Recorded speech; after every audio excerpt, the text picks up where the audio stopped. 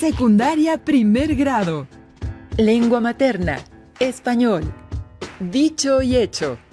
Identificar recursos de la voz, así como del lenguaje oral y corporal, para generar una impresión adecuada en la audiencia de una exposición. Sean bienvenidas y bienvenidos a una sesión más de la asignatura Lengua Materna Español por Aprende en Casa, una propuesta creada para que continúen con sus estudios de primer grado en este periodo de resguardo. Les agradecemos el favor de su atención y les pedimos que tengan a la mano papel y pluma para que escriban las ideas principales, así como las preguntas y actividades que deberán resolver e integrar en su carpeta de experiencias. En esta ocasión tocaremos un tema de gran importancia en su vida académica: las exposiciones. Todos los días nos comunicamos con alguien de frente, algunas veces de manera informal y otras de manera formal, como cuando han tenido que exponer un tema frente a su grupo. Por ello, es importante saber cómo podemos comunicarnos de forma eficaz. Así es, en esta sesión les mostraremos algunas técnicas que les ayudarán a escoger la información que requieran exponer. También conocerán tácticas de voz y movimiento corporal que les permitirán comunicarse efectivamente. Como saben, para preparar una exposición debemos tener claro el tema a exponer, investigar, elegir la información y preparar el material, las intervenciones y pequeñas notas para no perdernos. Algo que es de gran ayuda son los esquemas, porque nos permiten organizar el contenido de la exposición, recordar la información y evitar la pérdida del hilo a exponer. A continuación, los invitamos a ver el video, a hacer esquemas con temas y subtemas que les será de gran ayuda. Pongan atención a las sugerencias y tomen nota para que puedan contestar las preguntas que plantearemos al final. Bienvenidos a Lengua Materna Español. Hoy veremos el programa 2 de hacer esquemas con temas y subtemas. Veamos de qué se trata. Y estos fueron algunos ejemplos de la violación a los derechos humanos. Cedo la palabra a mi compañera José.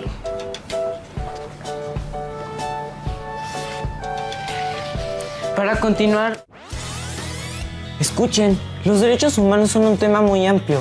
¿Qué encontraron ustedes? Yo investigué acerca de los derechos de los niños y las niñas. Yo acerca de la igualdad, es decir, el derecho a que no te discriminen. Con solo investigar la definición de los derechos humanos ya es mucha información. El derecho a la libertad. El derecho a la educación. También la obligación que tiene el Estado a garantizar que prevalezcan los derechos humanos. Este tema es muy amplio. Sí. Ya sé, mejor trabajemos con el tema de los derechos humanos anotando algunos subtemas para delimitar la información. Sí, manos a la obra. Lo que queremos investigar es: ¿qué son los derechos humanos? Obligaciones del Estado para garantizarlos. Tipos de derechos. Violaciones a los derechos humanos. Historia. Concepto. Declaración Universal de Derechos Humanos.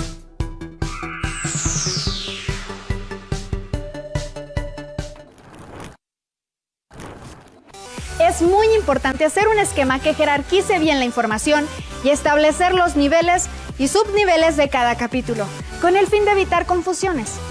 Elaborar un índice con una enumeración correcta, aplicación de estilos y marcar la diferencia entre una buena organización del contenido a presentar y un trabajo desordenado. Un índice o lista jerarquizada de temas y subtemas es un tipo de esquema que ordena y jerarquiza gráficamente, con numeración, incisos, balas, tipos de letra. El contenido se ubica de acuerdo con su importancia y cuáles y dónde están incluidos los subtemas dentro de los temas. Por ejemplo, se puede usar el sistema de numeración derivado. 1 es el tema, 1.1. El subtema. 1.1.1. Es el primer contenido del primer subtema. 1.1.2. Es el segundo contenido del primer subtema. Y así sucesivamente.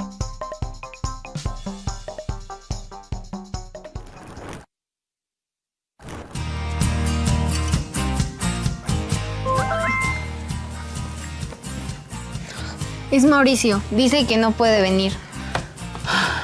No te preocupes, terminamos con la jerarquización del tema sobre derechos humanos y esto nos hará más fácil continuar trabajando. Sí, mira, lee cómo nos quedó nuestro índice. 1. Los derechos humanos. 1.1. ¿Qué son los derechos humanos? 1.2. Obligaciones del Estado para garantizar los derechos humanos. Sigo yo. 2. Los derechos humanos de las niñas, los niños y los adolescentes. 2.1. ¿Qué son los derechos humanos de los niños, las niñas y los adolescentes? 2.2. Ejemplos de derechos humanos de los niños, las niñas y los adolescentes. 2.3. Los derechos humanos de los niños, las niñas y los adolescentes y su relación con las tecnologías de información y comunicación. Rosario, ¿qué te parece si agregamos un contenido en este subtema? Que sea el 2.3.1, que hable sobre qué son las TIC. Sí, muy buena idea, hay que ponerlo.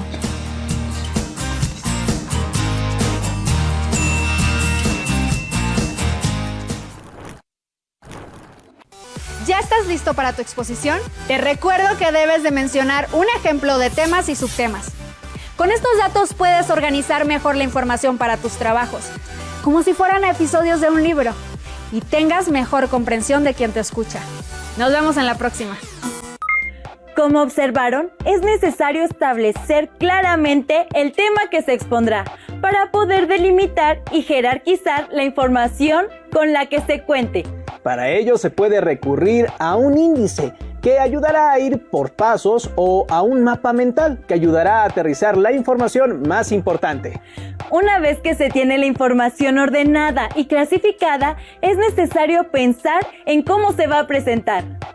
Existen diversas herramientas y recursos que pueden ayudar en una presentación. Por ejemplo, poner parte de la información en una cartulina o papel, hacer collage, mapas mentales, líneas de tiempo o hacer una presentación con fotografías, con dibujos o por medio de las herramientas de Internet. Para conocer más acerca del uso de la tecnología, los invitamos a ver el video Cómo hacer una presentación en PowerPoint, que les dará muchas ideas acerca de cómo hacer una presentación divertida, ágil y con la información pertinente. Tomen nota para que puedan usarlo en sus exposiciones. Bienvenidos a su programa Lengua Materna Español. Hoy veremos cómo hacer una presentación en PowerPoint para enriquecer sus exposiciones. Para realizar una presentación o exposición con diapositivas, existen diversos programas. Uno de ellos es el PowerPoint. La diapositiva es una herramienta digital donde se integra texto, imágenes, formas, gráficos y elementos multimedia como video y audio. Pero no debemos saturarla de información, recursos o efectos, para no distraer la atención de lo que deseamos compartir en nuestra exposición. El programa tiene pestañas principales como Inicio, Insertar, Diseño, Transiciones, Animaciones, entre otras. Y cada una tiene a su vez grupos con diferentes opciones que puedes elegir para realizar una presentación atractiva. Al iniciar el programa nos aparecen diferentes plantillas. Para comenzar, seleccionamos una presentación en blanco. Al abrir, se encuentra activa una primera diapositiva en la que podemos ingresar información, como el título o el subtítulo en los cuadros de texto destinados para este fin. Para agregar más diapositivas a la presentación, damos clic en el botón desplegable. Nueva diapositiva y seleccionamos la que más nos agrade. En la pestaña Diseño, podemos cambiar el tema, el tamaño y la fuente, si deseamos que las diapositivas estén unificadas. Una vez que definimos nuestro diseño de presentación, guardamos nuestro trabajo. Para ello damos clic en la pestaña Archivo, luego en Guardar como elegimos un nombre y su ubicación y oprimimos Guardar. Ahora veamos cómo insertar texto, imágenes, audio, video e hipervínculos en el resto de nuestras diapositivas. En la pestaña Insertar hacemos clic en cuadro de texto y colocamos el cursor en la ubicación que deseamos insertar la información. Podemos darle formato al texto utilizando las opciones que están en el grupo fuente, como cambiar el tamaño, el color, resaltar o subrayar, entre otras. En la pestaña Formato podemos elegir un estilo de fuente o de forma e incluir un efecto especial para ambos recursos. Para agregar una imagen, en la pestaña principal Insertar, damos clic en Imágenes. Se activará la ventana Insertar imagen. Debemos buscar en nuestra computadora o dispositivo la imagen deseada y la insertamos. Otra opción es Imágenes en línea. Ahí aparece un buscador, donde escribimos el nombre de la imagen que necesitamos. Enseguida, aparecen varias opciones. Seleccionamos una y damos clic en Insertar. Recordemos guardar cualquier cambio en nuestra presentación. Para insertar una forma, gráfico o un diagrama a nuestra presentación, utilizamos las opciones que se encuentran en el grupo Ilustraciones. En la opción Formas, aparece una lista desplegable con líneas, flechas, figuras, etc. para crear nuestros propios diagramas u organigramas. O si preferimos, podemos utilizar los diseños predeterminados. Si elegimos gráfico, aparece una ventana con algunos ejemplos como columna, línea, circular, barra, radial, histograma, etc., que sirven para mostrar de una manera más clara la recopilación de algunos datos. Podemos aplicar efectos de transición de una diapositiva a otra, dando clic en la pestaña Transiciones. Se pueden utilizar diferentes efectos de transición en la presentación o el mismo para todas, con la opción Aplicar a todas. Se puede agregar una animación de entrada y salida al texto, a las imágenes u objetos de nuestras diapositivas, utilizando la pestaña Animaciones. Damos clic en Agregar animación y seleccionamos la que más nos agrade. A nuestra presentación le podemos agregar audio y video. Para ello seleccionamos la opción deseada en el grupo Multimedia, de la pestaña Insertar. Para ambos recursos, tenemos la posibilidad de cambiar el tamaño, el color, colocarle un marco, recortar su duración, programar el inicio, el volumen, etc., utilizando las opciones de formato y reproducción.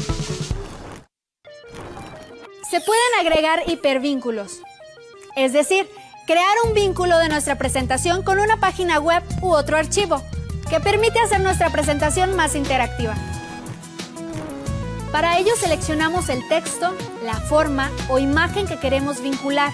Enseguida elegimos Insertar hipervínculo y seleccionamos el archivo o página web para establecer el vínculo. Nuestra presentación y los archivos vinculados deben estar guardados en el mismo equipo para poder abrirlos. Como ven, PowerPoint realmente es un programa sencillo, pero con múltiples recursos que pueden explotar al máximo. Conózcanlo, úsenlo y sorprendan a todos con su exposición. Hasta la próxima. ¿Han usado programas de computadora para sus presentaciones? Como observaron, este programa no solo les puede servir para organizar una presentación, sino también para enriquecerla y dinamizarla, al permitirles incluir sonido, texto e imágenes en un mismo archivo. También existen otras opciones que pueden utilizar en sus presentaciones. Usen la que se ajuste a sus necesidades. Ahora bien, la información y la presentación no son los únicos aspectos que se deben tener en cuenta para una exposición. También se debe considerar, por ejemplo, el lenguaje corporal, es decir, lo que se transmite o comunica con el cuerpo. En el caso de las exposiciones, una correcta expresión corporal ayuda a llamar la atención de la audiencia y a que ésta siga con interés la participación. Ahora veamos el video. ¿por qué nuestro lenguaje corporal debe ser intencionado? Para conocer la importancia de los movimientos corporales al momento de expresarnos en público. ¡Vamos a verlo! Cuando hablas a alguien, lo haces mediante dos vías: lo que dices y cómo lo dices. Es decir, tu lenguaje verbal y tu lenguaje no verbal. Solemos obsesionarnos con nuestro mensaje o discurso y prestamos poca o ninguna atención a cómo lo decimos. Esto origina errores en la comunicación, errores no forzados. Y el problema reside en dejar al azar la primera impresión que la audiencia hará de nosotros. De acuerdo con recientes investigaciones sobre psicología evolutiva y neurociencia, nuestro subconsciente elabora rápidos juicios sobre la gente a nuestro alrededor, a modo de primeras impresiones. Y lo hace sin que nos demos cuenta. Forma parte de nuestra comunicación. Nuestro cerebro consciente maneja 40 bits de información por segundo, mientras que nuestro subconsciente maneja 11 millones de bits. Así hemos evolucionado para que sea nuestro subconsciente quien se encargue de extraer información acerca de la gente a nuestro alrededor y elaborar así las primeras impresiones de ellos. Y nos ha ido bien como especie. Cuando le hablas a la cámara para grabar un editorial o en una rueda de prensa, la audiencia elabora en cuestión de segundos una opinión favorable o desfavorable de ti. Aunque lo más común es que decidan que eres indiferente para ellos, que no tienes nada interesante que decir. Y esa opinión sobre ti la elabora el subconsciente de quien te está viendo en cuestión de segundos. Y lo hace en base a tu lenguaje no verbal. Tus gestos, una posición abierta o cerrada, una sonrisa sincera o fingida. Y tu voz, el uso que haces de tu voz. Pero claro, tú tienes algo importante que decir y hay que escucharte. Tú tienes una gran idea que comunicar. ¿Cómo vas a hacer para resaltar sobre los demás políticos que tratan de imponer sus ideas? ¿Qué vas a hacer para que la audiencia al otro lado de la pantalla te encasille en la categoría de creíble o persona con un mensaje que escuchar? Tienes que ser responsable de tu lenguaje no verbal y manejarlo en cada intervención pública, entrenando y practicando para no dejar al azar la primera impresión que harán de ti. Y es que, lo quieras o no, la audiencia, mejor dicho, su subconsciente, elaborará una primera imagen tuya. ¿Por qué no actuar para que dicha imagen sea favorable? ¿Por qué dejar al azar nada menos que el modo en que van a catalogarte? Tienes que decidir qué estado de ánimo vas a transmitir y cómo vas a hacerlo. Recuerda que no tendrás una segunda oportunidad de causar una primera gran impresión. La práctica deliberada de tu lenguaje no verbal hará que lo que dices y cómo lo dices estén alineados. Solo así te percibirán como alguien auténtico. Así, tus frases serán recordadas, tu mensaje será difundido y serás capaz de arrancar los aplausos de la audiencia, aunque estén lejos, al otro lado de la pantalla. Recapitulemos un poco. No solo lo que queremos decir es importante, sino cómo lo decimos con nuestro cuerpo. El lenguaje corporal correcto refleja confianza en nosotros mismos y nos ayuda a generar confianza en la audiencia. Por eso debemos trabajarlo. Si conocemos el tema, ¿por qué no mostrar físicamente que lo conocemos? Cuando practiquen una exposición, realicen movimientos abiertos, caminen un poco y den vida a sus manos. Aunque recuerden, sin exceso. Además, todos los aspectos que hemos tratado, hay un último tema al que deben prestar atención: su voz. Para ello, los invitamos a ver el video Mejora tu dicción en 2 minutos. Tomen nota de todas las recomendaciones que se dan para que las pongan en práctica. Mejora tu dicción en 2 minutos.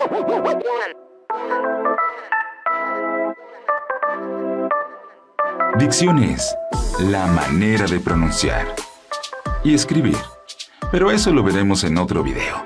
El propósito de hablar es comunicar, informar, y la mejor manera de hacerlo es con claridad.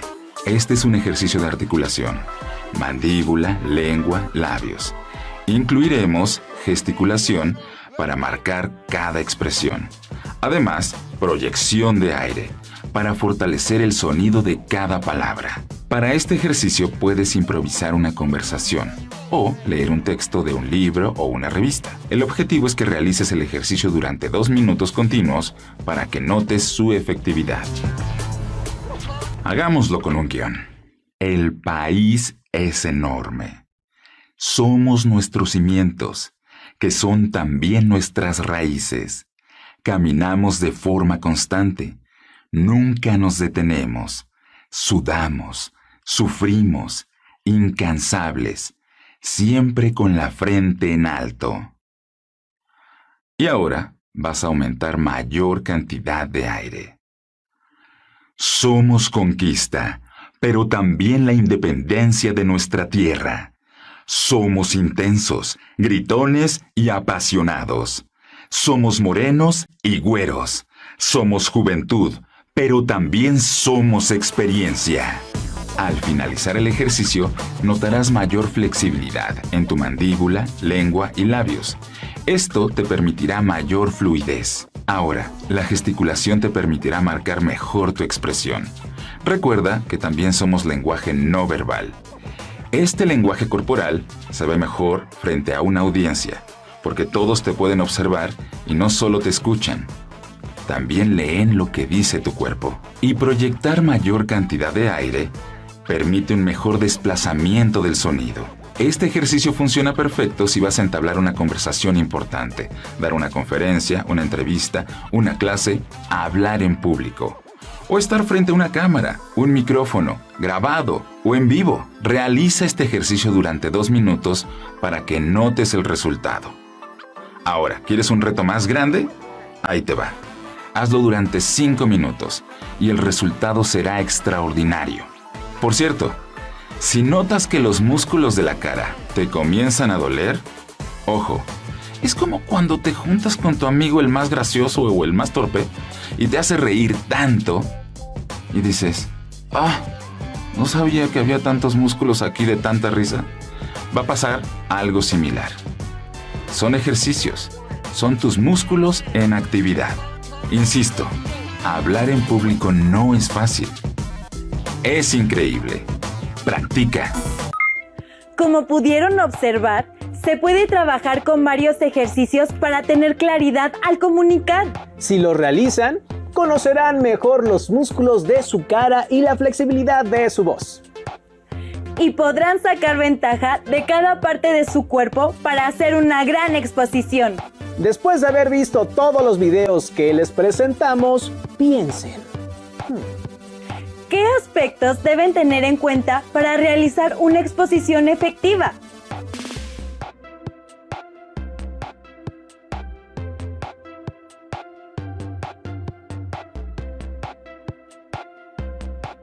¿Qué herramientas les pueden ayudar para hacer la presentación visual del tema?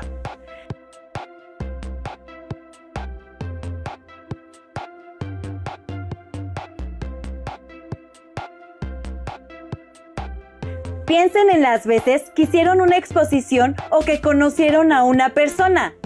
¿Cómo actuaron? ¿Cómo se movieron? ¿Cómo hablaron?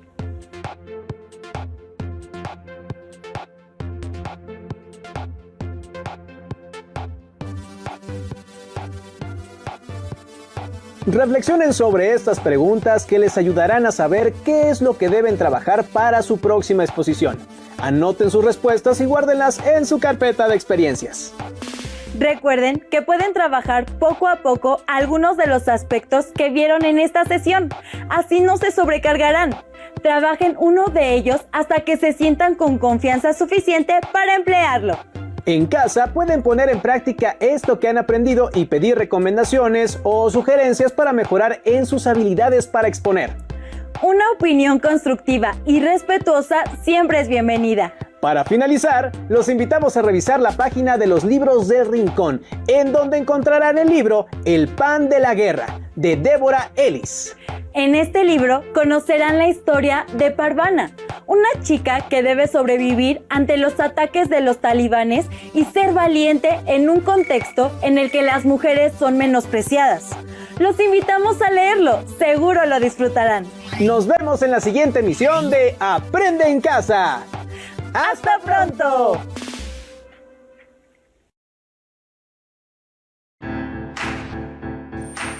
Secundaria primer grado. Artes. Artes visuales. La diversidad cultural en todo lo que veo. Indagar el valor cultural, histórico y social que poseen algunas obras artísticas. Bienvenidas y bienvenidos a una nueva emisión de Aprende en Casa, destinada a la asignatura de Artes Visuales de primer grado de secundaria. Esta es una propuesta educativa para que, desde su hogar, puedan acercarse a los contenidos de las asignaturas y áreas que cursan, los cuales les serán de mucha ayuda para su crecimiento personal y académico. En esta contingencia, las y los invitamos a mantener relaciones de tolerancia, respeto y empatía con las y los integrantes de su familia, además de participar en el trabajo del hogar. Antes de iniciar, les sugerimos tener a la mano papel y lápiz para que puedan realizar las anotaciones correspondientes en esta sesión, así como las actividades que integrarán en su carpeta de experiencias. Para entrar en materia, les comentamos que esta sesión aprenderán acerca de la diversidad cultural e indagarán el valor cultural, histórico y social de algunas obras de arte. Es un hecho que en este mundo nos beneficia la diversidad. Por ejemplo, en el campo de la biología, la diversidad nos habla de la historia de la evolución de los seres vivos y de cómo estos se han adaptado al medio. La diversidad nos ayuda no solo a tener más alimentos, controlar plagas u obtener recursos para nuestras actividades humanas, sino también a controlar el cambio climático en el mundo. En otras áreas de conocimiento, la diversidad significa que existen más fuentes de información a las cuales podemos acudir para construir conocimientos más certeros. Y en el campo de las artes pasa algo similar, pues la diversidad nos puede ayudar a entender el pensamiento humano en distintas partes del mundo, cómo ha sido la historia de la humanidad y cómo vemos el mundo actualmente, entre otras cosas. Para que se puedan adentrar a la diversidad en las artes, las y los invitamos a repasar los significados que puede tener el color en las obras artísticas. Ello a través del siguiente video. Recuerden hacer sus anotaciones. ¿Alguna vez has considerado el efecto del color en tu vida? Imagínate, ¿cómo sería la vida sin color? Isaac Newton descubrió que cuando la luz atraviesa un prisma, se descompone en los colores del espectro o arcoíris. Bien, chicos, ¿cuáles son los colores comunes con los que convives? ¿Dónde los ves o con qué los relacionas? El rojo como las flores y la sandía. La vegetación es verde y el verde es mi color favorito. El naranja es el color de varias frutas. El amarillo es el color del sol, pero además es caliente. El azul es el color del mar, del cielo, es frío y es el color del balón con el que hoy jugaremos. ¿Cuáles colores son primarios y cuáles son secundarios? El rojo es primario. Yo digo que el azul también. ¿El naranja es un color primario? No, es un color secundario. El naranja es una mezcla entre amarillo y rojo. Vamos a hacer una actividad de mezcla de colores, así podremos distinguir los primarios de los demás. El que tenga la pelota en sus manos va a elegir un compañero y se la lanzará. Antes de hacerlo gritará su color favorito. Quien reciba la pelota gritará un color diferente. Y el resto de la clase va a decir si son colores primarios o secundarios y qué color surge al mezclarlos. Rojo. Amarillo. El rojo y el amarillo son colores primarios. Azul. Rojo. Morado. Los dos son colores primarios. Naranja. Azul. El azul es primario y el naranja secundario. ¿Qué color surge? Café. Vamos a observar la obra La silla que bailaba de la artista Yadira A. Velázquez. ¿Puedes identificar cuáles son los colores primarios? Rojo. Amarillo. Azul. ¿Y cuáles son los secundarios? Naranja. Verde. Morado. ¿Qué relación tiene el color y la expresión de los rostros en la pintura Máscaras de Okumichu bailando el son del olvido de la artista Yadira Velázquez? Hay dos máscaras amarillas que llaman más la atención. Las máscaras más claras están tristes. Las máscaras rojas tienen la lengua de fuera, como si se estuvieran burlando. ¿Las emociones, sentimientos o expresiones tienen color? ¿Qué color podríamos asociar con la alegría? Amarillo. A mí me gusta el naranja. Para mí el verde es muy alegre. ¿Qué emoción, sentimiento o expresión podrían asociar con el color morado? Me recuerda un día frío. Para mí es aburrimiento. En la hoja que tenemos trazada nuestra retícula, vamos a trabajar.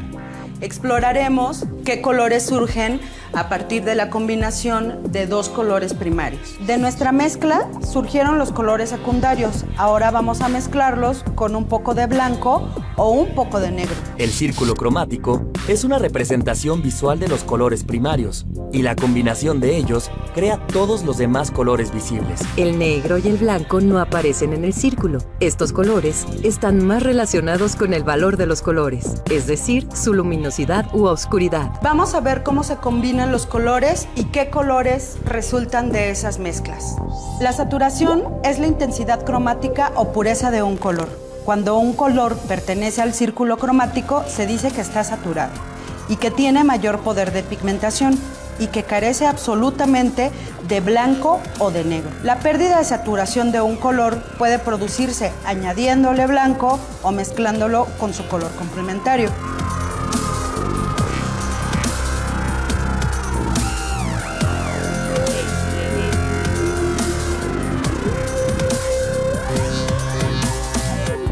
La luminosidad es el grado de claridad o oscuridad de un color.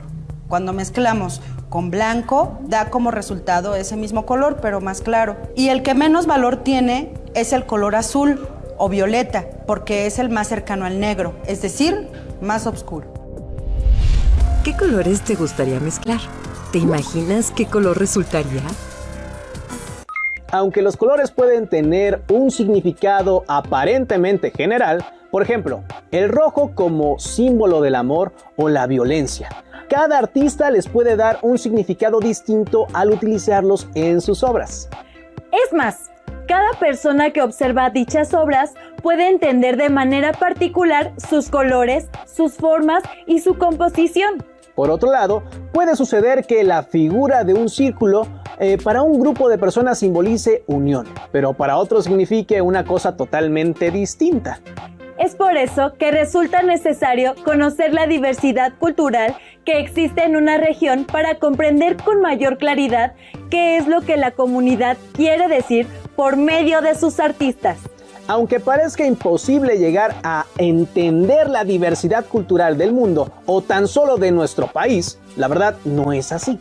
Solamente se necesita empezar por algún lado. Nosotros empezamos invitándolas e invitándolos a ver otro video, el cual les permitirá entender mejor los mensajes y significados de las imágenes. Pongan mucha atención y anoten la información importante que vayan encontrando. ¡Corre video! Hola, estoy preparando una presentación para mis alumnos. Esta presentación debe responder muchas preguntas sobre las imágenes. Quizá la pregunta más importante a responder sea, ¿por qué creamos imágenes? Y también, ¿para qué creamos imágenes? La idea es conducirlos a través de la historia del arte. Por ello hay que empezar por el principio, por los orígenes. ¿Cuáles fueron las primeras imágenes creadas por los seres humanos? En realidad, no lo sabemos. Es muy posible que las primeras imágenes fueron hechas sobre su propio cuerpo, usando pintura corporal, facial, tatuaje, como una necesidad de crearse una identidad grupal. Pero la piel, el cuerpo, no se conserva miles de años. Las imágenes más antiguas de las que tenemos registro son las pinturas rupestres, pinturas que se hicieron en cuevas. ¿Por qué los seres humanos pintaron las cuevas? El arte visual está muy ligado en sus orígenes a la religiosidad y también a la medición del tiempo. Entre los antiguos aztecas, el tlacuilo, el escribano, practicaba al mismo tiempo un arte y un oficio, el arte de la escritura.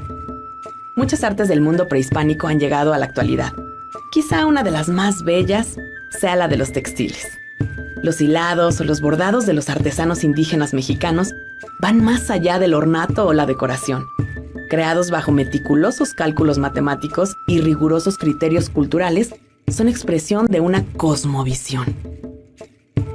Al llegar los españoles a América, lo más visible en ellos fueron sus símbolos religiosos.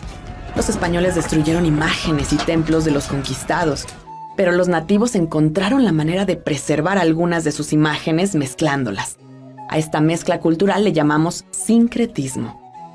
Esta es la cruz atrial del convento de San Jacinto en San Ángel.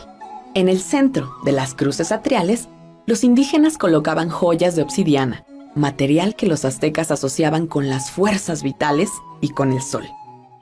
Como ven, las imágenes han servido para promover ideologías o creencias, pero ¿han servido como medio de denuncia ante injusticias sociales? Pues la caricatura política tiene esa finalidad. Uno de los grandes artistas mexicanos la practicaba muy bien, el maestro José Guadalupe Posada. También era un ilustrador, documentaba visualmente acontecimientos de actualidad. La imagen didáctica era muy importante en una época en la que el 80% de las personas no sabía leer ni escribir. La imagen también es capaz de narrar el mundo interior del artista, el mundo de los sueños y la fantasía, como en estas imágenes del artista Julio Ruelas, ilustrador de la revista Moderna a principios del siglo XX. Bueno, chicos, este es el monumento a Cuauhtémoc. Observen lo siguiente. ¿Cómo son las formas en esta obra? ¿Qué les recuerda? Hay formas escalonadas, como una pirámide con trazos simétricos. Sí, muy bien. Es Cuauhtémoc, el último emperador azteca. A mí me recuerda más como las películas de gladiadores romanos. Sí, también. A él le quemaron los pies para sacarle la información de dónde estaba el tesoro de los aztecas.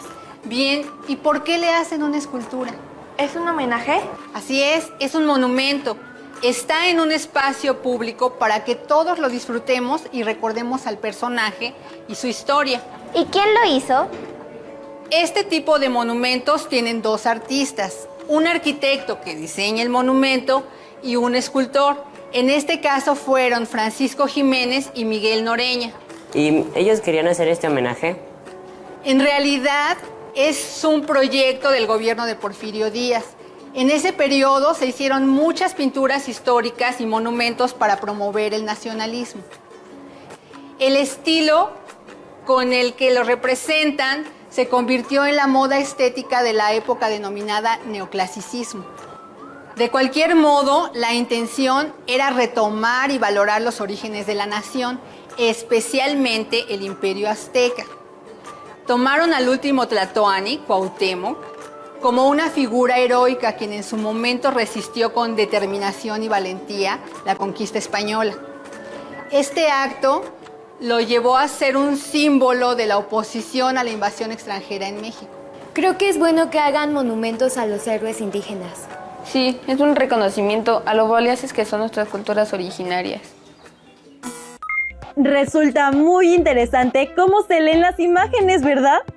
Bueno, pues ahora se pueden dar cuenta de que para reconocer la diversidad cultural de una región, solamente necesitan poner atención y observar. Recuerden que cuando se habla de imágenes, también se habla de todo lo que sus ojos ven. No solo pinturas, esculturas o cómics. Todo lo que sus ojos captan son imágenes. Así es. Y como las artes abarcan también música, danza, teatro, literatura, arquitectura y otras disciplinas, cada una de estas tiene un mensaje que transmitir, un mensaje que habla de su propia cultura. Es momento de mencionarles que para aplicar los conocimientos que adquieran en esta sesión, a partir de su imaginación, realizarán un cartel. No se preocupen, poco a poco les explicaremos cómo lo podrán hacer. Para empezar, las y los invitamos a ver la siguiente cápsula, la cual les ayudará a identificar cómo se elabora un cartel. Pongan mucha atención y tomen las notas que consideren necesarias y que les permitan concretar su actividad. ¡Adelante con el video!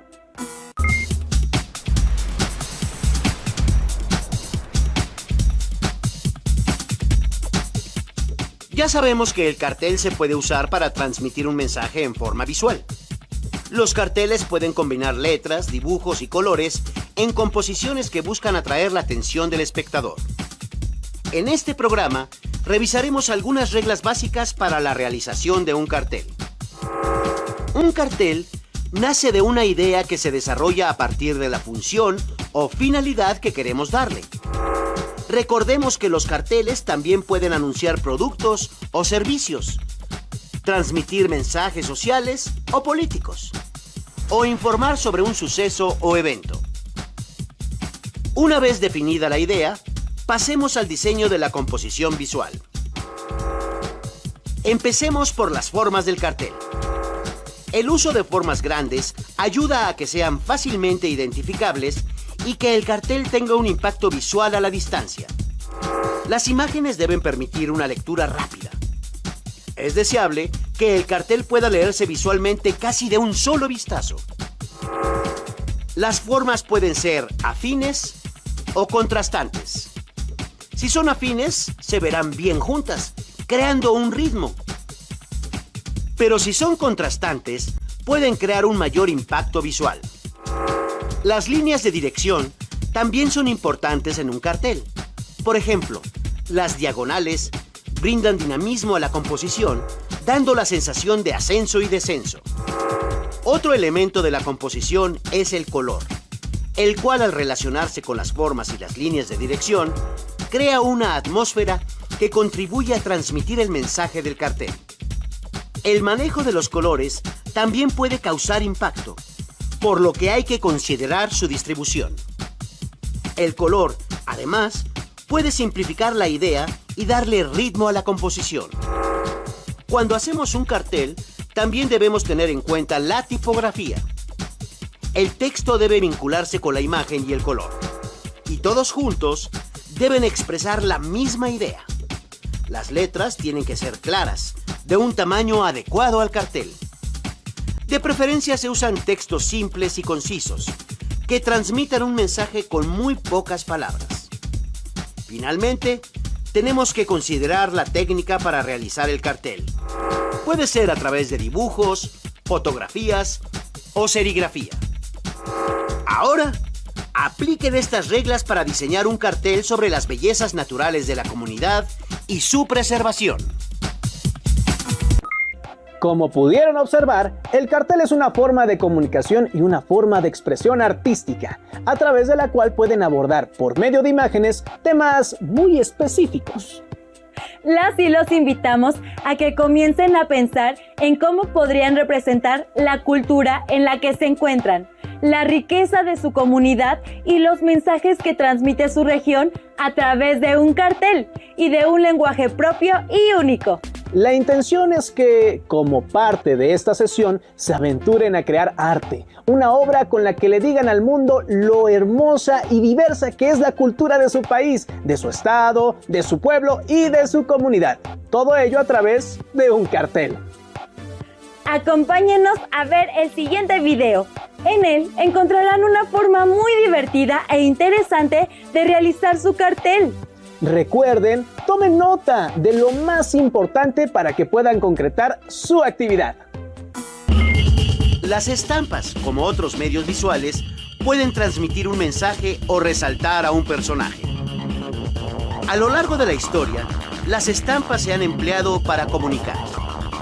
En ocasiones tienen mensajes enigmáticos, como en El Caballero, la Muerte y el Diablo, de Alberto Durero. Otras nos muestran algo de las tradiciones y costumbres de un país, como las del caricaturista José Guadalupe Posada. Algunas otras nos enseñan sobre la historia de una región y sus personajes. ¿A quiénes observas en esta estampa? ¿Qué crees que quiera transmitir? Las estampas también pueden representar un determinado lugar, destacando algunas de sus características. Y en otras llegan a figurar situaciones y objetos de la vida cotidiana. Las estampas pueden contarnos muchas cosas. Ahora veremos dos formas para hacer nuestras propias estampas. Para realizar una estampa, primero es necesario hacer una matriz. Para ello podemos emplear una papa. Con cuidado cortamos la papa a la mitad. Sobre la parte que cortamos, hacemos el dibujo de la estampa. Después recortamos el contorno de la figura, obteniendo así una matriz o sello. Aplicamos tinta y reproducimos la estampa.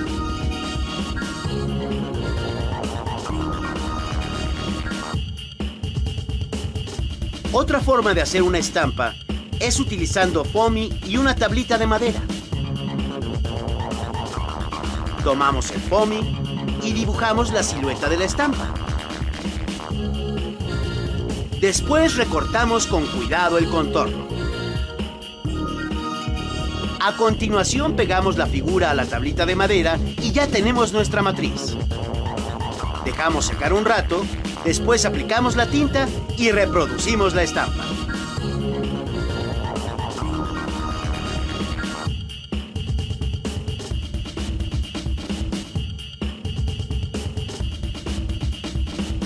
Con nuestra estampa podemos representar algo que nos guste de nuestra comunidad o de su historia, o lo que nos dicte la imaginación.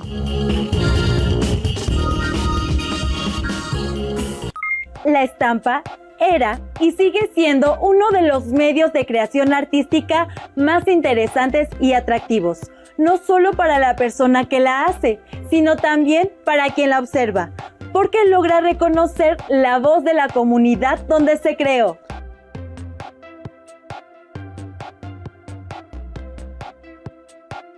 Tenemos la seguridad de que en el lugar donde se encuentran hay mucho que decir y mucha belleza que transmitir.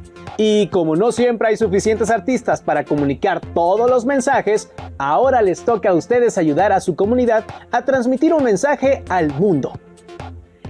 Si quieren conocer más sobre la estampa en México, les recomendamos visitar el sitio web del Museo Nacional de la Estampa. En él encontrarán información y diversas obras que les dirán mucho de nuestro país. Una vez que su cartel esté listo, compártanlo con su familia.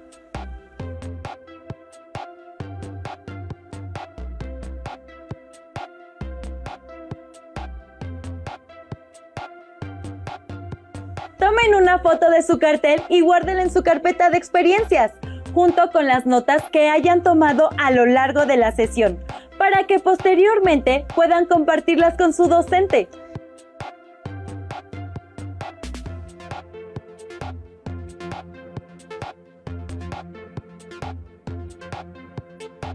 Y si les es posible, intenten hacer una estampa con su cartel.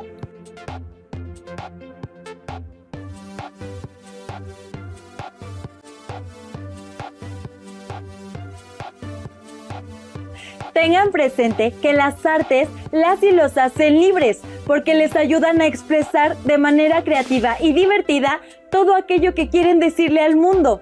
Gracias por acompañarnos en esta sesión, la cual llega a su fin. Pero nos veremos pronto para compartir nuevos aprendizajes. Mientras tanto, continúen con la programación de Aprende en Casa.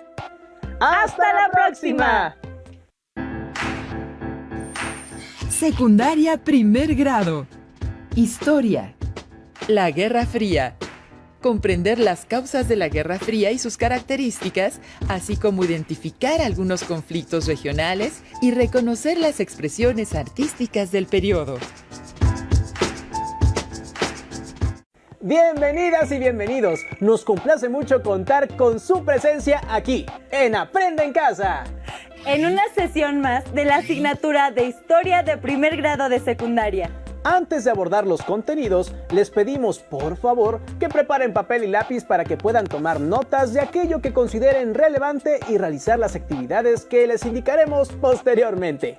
Recuerden que dichas notas y actividades deberán incluirlas en su carpeta de experiencias para que puedan compartirlas posteriormente con su docente. En esta sesión abordarán el tema de la Guerra Fría, con el propósito de conocer sus causas y características, algunos conflictos regionales y las expresiones artísticas de este periodo histórico.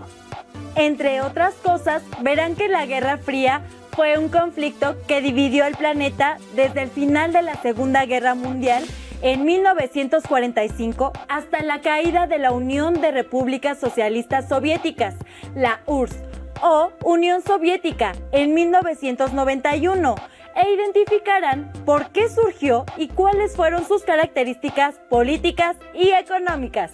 Examinarán las diversas expresiones artísticas que se dieron en este periodo. Incluso abordarán la Revolución Cubana, un proceso histórico significativo que ocurrió durante la Guerra Fría.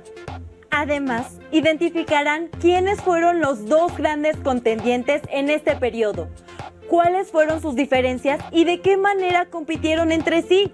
Les adelantamos que la rivalidad implicó desde naves espaciales hasta competencias olímpicas.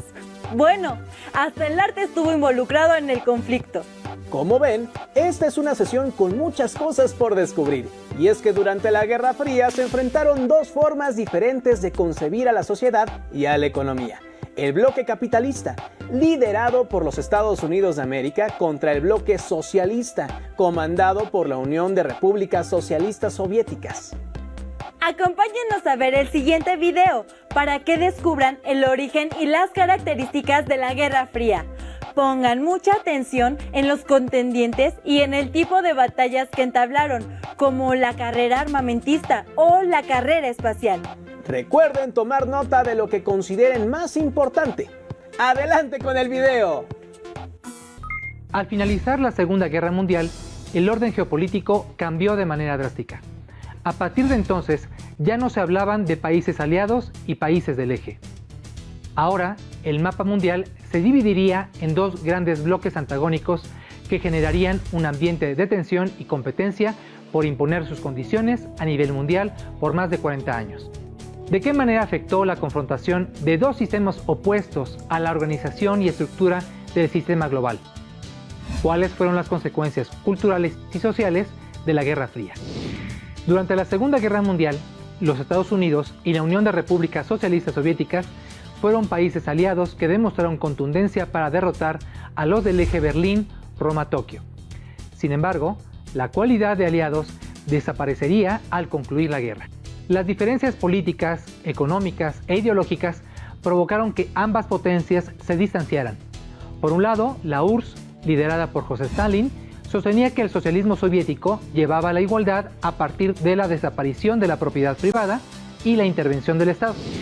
En cuanto que los Estados Unidos, encabezados en ese tiempo por Harry S. Truman, defendían las libertades democráticas y económicas que impulsaba el capitalismo con un Estado que interviniera solo para crear condiciones de mercado libre. Esta incompatibilidad generó una abierta confrontación entre los dos sistemas que se reflejó en el plano político, social, cultural y propagandístico, y de forma muy limitada en lo bélico, generando un clima de tensión continua a lo que esto se le conoció como Guerra Fría, cuya duración fue de 1945 a 1991. Uno de los primeros conflictos en que se dejó ver la antipatía de las dos potencias fue en el control de la ciudad de Berlín, Alemania.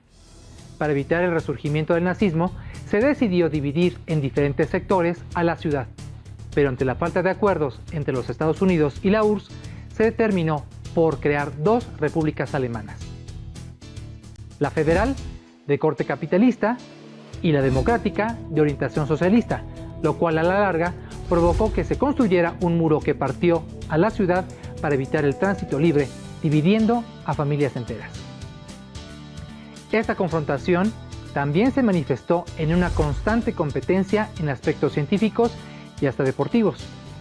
Un ejemplo es la llamada carrera espacial, en la que ambas potencias invirtieron grandes sumas de capital para demostrar su poderío. Ejemplo de esto fue la construcción y lanzamiento del satélite Sputnik por parte del bloque soviético, en cuanto que los Estados Unidos, por el lado capitalista, impulsaron la llegada a la Luna.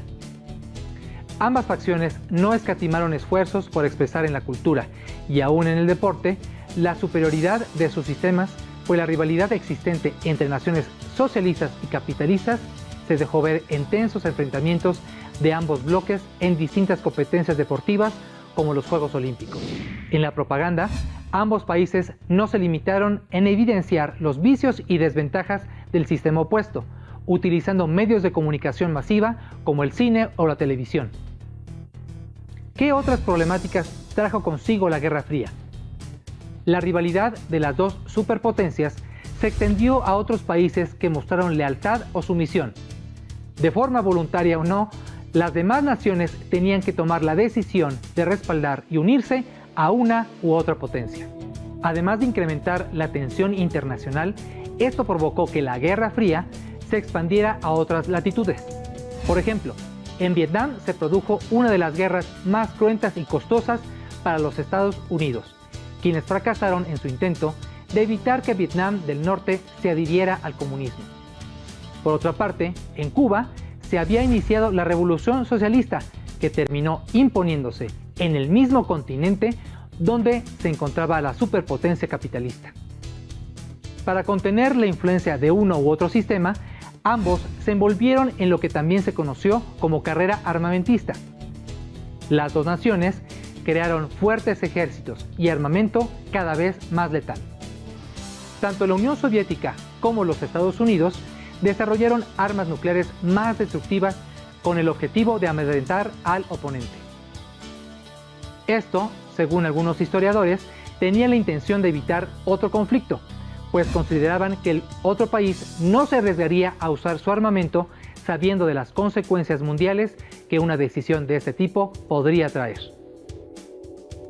Sin embargo, la Guerra Fría trajo expresiones de desacuerdo con uno y otro sistema.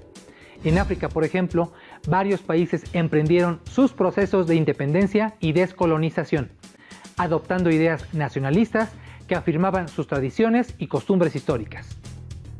Por otro lado, las comunidades estudiantiles de distintos países se manifestaron en contra de la guerra y del autoritarismo ejercido por sus gobiernos, ya fueran capitalistas o socialistas, como en Estados Unidos, Checoslovaquia o México, aunque estos movimientos fueron fuertemente reprimidos. También la Guerra Fría dio pie a que muchos sectores sociales que habían sido segregados buscaran el reconocimiento de sus derechos como ciudadanos e individuos libres. Tal fue el caso del movimiento de los derechos civiles de la población afroamericana en los Estados Unidos, encabezado por el ministro bautista Martin Luther King, quien, junto con Mahatma Gandhi, emprendió su lucha por medio de la desobediencia civil pacífica. Otro ejemplo es el caso de los movimientos feministas, que cuestionaron de forma muy severa la opresión y desigualdad de la que eran objeto las mujeres que se habían incorporado al mercado laboral a partir de la Segunda Guerra Mundial. Exigían igualdad salarial, la participación activa en política nacional y el ejercicio libre de sus decisiones. A pesar de la oposición de los gobiernos y sectores conservadores de la sociedad, se alcanzaron logros significativos. Por último, la constante competencia de las dos superpotencias trajo como resultado un desarrollo acelerado en la obtención de la energía para fortalecer, entre otras cosas, su capacidad armamentística. A su vez, esto también derivó en que se consolidara la investigación científica en universidades e institutos tecnológicos, por lo que desarrollaron programas educativos que captaran estudiantes talentosos de otros países para contribuir a sus intereses, afectando así el desarrollo científico y tecnológico del resto de las naciones. Después de la Segunda Guerra Mundial, se pensó que la humanidad caminaría a un destino más esperanzador. Sin embargo, los proyectos de los dos bloques dominantes en la segunda mitad del siglo XX cambió la configuración del globo. La Guerra Fría fue un proceso histórico complejo, con muchos elementos para tener en cuenta. Y no es para menos, pues se enfrentaron dos posturas políticas, económicas e ideológicas muy diferentes, expresadas en la rivalidad de los Estados Unidos y la Unión Soviética. La rivalidad incluso llegó al espacio, cuando la Unión Soviética logró lanzar el primer satélite artificial, el Sputnik 1, en 1957, y el cosmonauta soviético, Yuri Gagarin, se convirtió en el primer hombre en llegar al espacio en 1961. Y Estados Unidos respondió a estas acciones cuando el Apolo 11 llegó a la Luna en 1969 y el astronauta Neil Armstrong caminó por la superficie lunar. En los Juegos Olímpicos, Estados Unidos y la Unión Soviética se disputaban el primer lugar del medallero. Incluso llegaron a boicotearse, pues los Estados Unidos no fueron a los Juegos Olímpicos de Moscú 1980 y la Unión Soviética no asistió a los Juegos Olímpicos de Los Ángeles 1984. Bueno, hasta en el ajedrez eran grandes rivales. Afortunadamente, estas dos potencias nunca llegaron a enfrentarse en una guerra nuclear que hubiese sido desastrosa para la humanidad, pero sí intervinieron directa o indirectamente en conflictos regionales como la Guerra de Corea, la Revolución de Cuba y la crisis de los misiles, la Guerra de Vietnam y el conflicto árabe-israelí.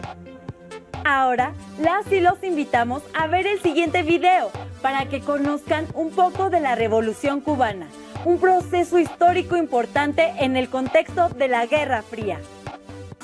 Mi papá platicaba con emoción que en el Café La Habana, en el centro de la Ciudad de México, había conocido a Fidel Castro y a otros cubanos que entre taza y taza de café planeaban una revolución. Fascinado por este encuentro, se aprendió un discurso de Castro y siempre que contaba la anécdota, lo recitaba.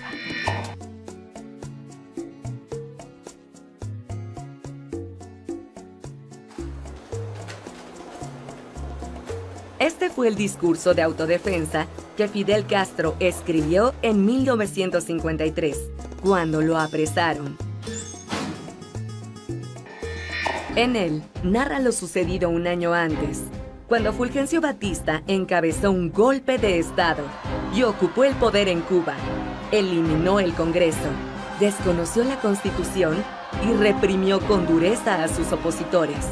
Durante su gobierno favoreció los intereses de Estados Unidos, prevaleció la corrupción y buena parte de la población vivía en la pobreza. Por ello, un grupo de universitarios, entre ellos Fidel Castro, atacaron el cuartel Moncada. Fue la primera acción armada de la revolución, aunque fue rápidamente controlada. La situación en Cuba era grave. El desempleo aumentaba. La población rural se encontraba empobrecida. No poseía tierras de cultivo y no tenían acceso a servicios de salud y educativos. Además, las grandes compañías agrícolas explotaban el azúcar y otras la ganadería. Debido a esa situación, Fidel Castro y otros activistas se establecieron en México para organizar un movimiento armado. En 1956, partieron de manera clandestina de Veracruz a Cuba, en una pequeña embarcación, el Granma. 82 guerrilleros iban a bordo. En la costa cubana, el ejército ya los estaba esperando. 18 sobrevivientes se internaron en la zona rural de la isla y establecieron una base de operaciones en la Sierra Maestra. Desde ahí, organizaron guerrillas, es decir, pequeños grupos armados. Estados Unidos, al ver sus intereses comprometidos, intentó sacar de la isla a Batista y formar un gobierno que le beneficiara. El dictador se negó y lanzó una ofensiva militar contra los rebeldes que despertó la simpatía generalizada hacia los guerrilleros. Por lo que los campesinos, los sindicatos, los partidos políticos y los movimientos urbanos se unieron a la revuelta. El 1 de enero de 1959, los revolucionarios lograron entrar a La Habana. Batista y su gabinete huyeron hacia Miami, Estados Unidos. Con la revolución en el poder, se incrementaron las huelgas de trabajadores, industrializados y agrícolas, quienes buscaban una mejora tanto salarial como de las condiciones laborales. El gobierno apoyó estos movimientos siempre y cuando afectaran a empresas extranjeras. Al inicio de la década de los años 60, el gobierno cubano expropió las empresas petroleras y azucareras de Estados Unidos, así como los bancos, la industria y las empresas comerciales. En respuesta, Estados Unidos suspendió la compra de azúcar y decretó un bloqueo comercial. El siguiente paso fue promover su expulsión de la Organización de Estados Americanos, conocida como OEA. Además, la Agencia Central de Inteligencia organizó, en 1961, una invasión a la isla, encabezada por exiliados cubanos. El desembarco en la playa Girón de la Bahía de Cochinos fue un fracaso. El gobierno de Cuba se declaró abiertamente comunista y estableció una alianza con la Unión Soviética. Esto provocó una gran tensión que llegó a su límite en 1962 con la crisis de los misiles. Durante 1962, el mundo temió un enfrentamiento nuclear por la crisis de los misiles. Esto se dio porque la Unión Soviética pretendía instalar misiles de largo alcance en Cuba, como respuesta a lo que Estados Unidos tenía en Turquía. La situación fue muy tensa, pero al final los gobernantes de ambas potencias negociaron y acordaron retirar los misiles, tanto de Cuba como de Turquía. Además, Estados Unidos se comprometió a no invadir Cuba, pero mantuvo su bloqueo económico sobre la isla. La rivalidad de las potencias durante la Guerra Fría no solo se dio en los ámbitos militar, científico y deportivo, pues también llegó a manifestarse en el arte. La Unión Soviética y los Estados Unidos tenían formas muy distintas de concebir el arte y su función dentro de la sociedad. Para conocer un poco más al respecto, les presentamos el siguiente video. 1964. La Ciudad de México vivió una jornada cultural intensa. En 3 meses se inauguraron 6 museos. La Pinacoteca Virreinal, el Museo Nacional de Antropología, el Museo Anahuacalli, el Museo del Virreinato, el Museo de Arte Moderno y el Museo de Historia Natural. En la escuela nos pidieron visitarlos y a mí me gustaron todos, pero uno en especial llamó mi atención: el Museo de Arte Moderno, porque ahí encontré algo muy diferente a lo que yo conocía. Había una exposición de Rufino Tamayo, pintor integrante de La Ruptura. Este movimiento cuestionó al arte nacionalista que surgió después de la Revolución Mexicana. Los artistas buscaron una nueva forma de expresarse a través de los colores y formas, en lugar de mostrar la realidad social, por lo que sus obras se consideran abstractas. Esta transgresión era un reflejo de lo que estaba sucediendo en el mundo: la Guerra Fría. Durante la Guerra Fría, los gobiernos de la Unión Soviética y Estados Unidos trataron de llevar su influencia política, económica, social e incluso cultural al resto del planeta. En el arte, el contraste fue muy evidente. Estados Unidos promovió las expresiones abstractas, mientras que la Unión Soviética dio prioridad al arte que el pueblo pudiera comprender, es decir, el realismo socialista. Cuando en 1924 José Stalin se convirtió en el dirigente de la Unión Soviética, la economía comenzó a planificarse desde el Estado y el control político y social aumentó. Durante las siguientes décadas, en las artes visuales, el Partido Comunista solo aceptaba las obras que reflejaban de forma realista la vida de los trabajadores para educarlos en la visión socialista. Su intención era presentar la vida y el trabajo dentro del socialismo como una actividad digna de admiración. Para el gobierno soviético, era necesario crear un arte revolucionario y una cultura nueva, que se opusiera a la cultura burguesa. Este arte se conoce como realismo socialista. Por tal motivo, más que ser una corriente artística, se convirtió en un instrumento de propaganda al servicio del Estado. Durante la Guerra Fría, muchos artistas realizaban carteles propagandísticos en apoyo al régimen, ya sea para enaltecer los valores socialistas o denunciar al terrible enemigo, es decir, al capitalismo y a Estados Unidos, su principal promotor. Mientras tanto, en Estados Unidos, la producción industrial aumentó, y para mantener e incrementar las ganancias, era necesario generar en los consumidores nuevas necesidades, además de las básicas, para que compraran productos novedosos. Para lograrlo, se utilizaron los medios de comunicación como el cine, la radio, la televisión y la prensa escrita. El objetivo era que las personas desearan entrar a un mundo ideal, al cual solo podían acceder comprando determinadas marcas. Era el inicio de la sociedad de consumo. Además, para Estados Unidos se convirtió en una prioridad contrarrestar el avance del comunismo en el mundo. Así, Desde la Agencia Central de Inteligencia, CIA, se propuso utilizar el arte como un arma ideológica. El Museo de Arte Moderno de Nueva York comenzó a impulsar artistas del expresionismo abstracto. El objetivo principal era demostrar cómo en Estados Unidos, gracias a la libertad creativa que tenían los artistas, podían surgir nuevas corrientes, a diferencia de la Unión Soviética, donde el arte era controlado por el Estado. En 1953, el Museo de Arte Moderno de Nueva York creó el Programa Internacional de Exposiciones, con el que impulsó las obras de los expresionistas abstractos. A pesar de que era un arte difícil y muchas personas no lo comprendían, el expresionismo abstracto se convirtió en el arte dominante en Estados Unidos y sus obras comenzaron a incrementar su valor en el mercado. Pronto, la ciudad de Nueva York se convirtió en la capital del arte mundial de aquella época. En el caso de México, encontramos ecos del realismo socialista en algunos murales, así como muestras de arte abstracto en las obras de la generación de pintores que conformaron el movimiento de la ruptura, como Pedro Coronel y Francisco Toledo.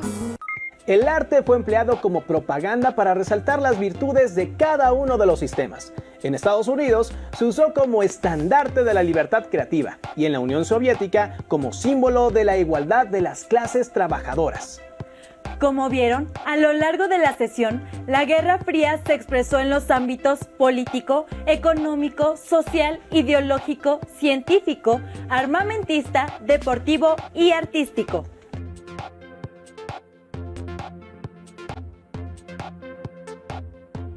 Ahora, realicen un dibujo sobre la Guerra Fría. De un lado representen la postura de los Estados Unidos y del otro la de la Unión Soviética.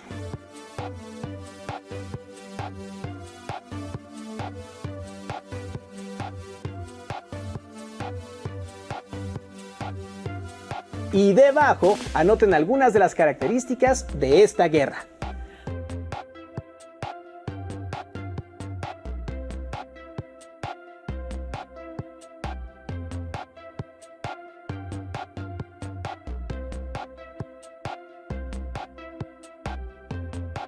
Muestren su dibujo a su familia y guárdenlo en su carpeta de experiencias.